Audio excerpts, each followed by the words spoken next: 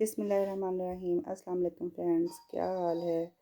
आज हम बना रहे हैं वो चटनी जो हर बाइट को बना दे परफेक्ट और मज़ेदार, खट्टी भी, मीठी भी और हल्की सी स्पाइसी भी।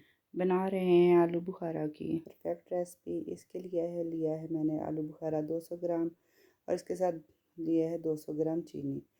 ड्राई आलू बुखारा है जो कि आपने फ्रेश लेना है, बिल्कुल पुराना नहीं लेना। बहुत अच्छी खुशबू और बहुत अच्छे टेक्सचर वाला। इसके साथ कुछ ड्राई फ्रूट लिए हैं। पैन लेंगे, इसके अंदर ऐड करेंगे आलू बुखारा और इसके साथ ऐड करेंगे 3 कप पानी।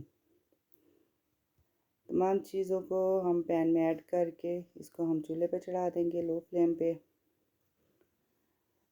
फ्लेम हाई नहीं रखना, स्लो फ्लेम पे हम इसको पकाएंगे। अच्छी तरह से मिक्स करें। इसके अंदर ऐड करेंगे चीनी 200 ग्राम। इसके साथ काला नमक जाएगा, हाफ़ टेबल स्पून सादा नमक जाएगा। काली मिर्च आएगी 1 टी स्पून। इसके साथ हम डालेंगे red chilli powder 1/4 teaspoon. तमाम चीज़ों को अच्छी तरह से मिक्स करेंगे। इसके अंदर बहुत ज़्यादा स्पाइसेस ऐड नहीं होंगे। इसके साथ जाएगी सब्ज़ इलायची और 1 टेबल विनेगर भी हम इसके अंदर ऐड कर देंगे। तमाम चीज़ों को अच्छी तरह से मिक्स करेंगे और लो फ्लेम पे पकने देंगे। बहुत ज़्यादा बार बार चम्मच नहीं चलाना, इससे जो आलू बुखारा है उसका पल्प गुठलियों से अलहदा होना स्टार्ट हो जाएगा। हल्का हल्का चम्मच चलाएंगे और थोड़ी थोड़ी देर बाद चलाएंगे। 15 मिनट हम इसको लो फ्लेम पे कुक करेंगे। अभी इसकी थिकनेस नहीं बनी, हम इसको मज़ीद कुक करेंगे।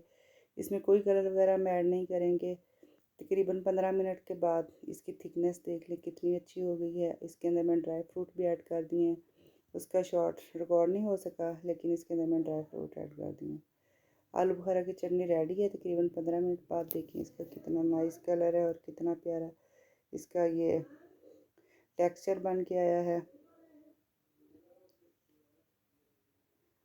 बिल्कुल रेस्टोरेंट स्टाइल बन के रेडी हुई है। आप इसको किसी भी समोसे के साथ, दही बड़े के साथ, चाट के साथ या पकौड़ों के साथ इस्तेमाल कर सकते हैं।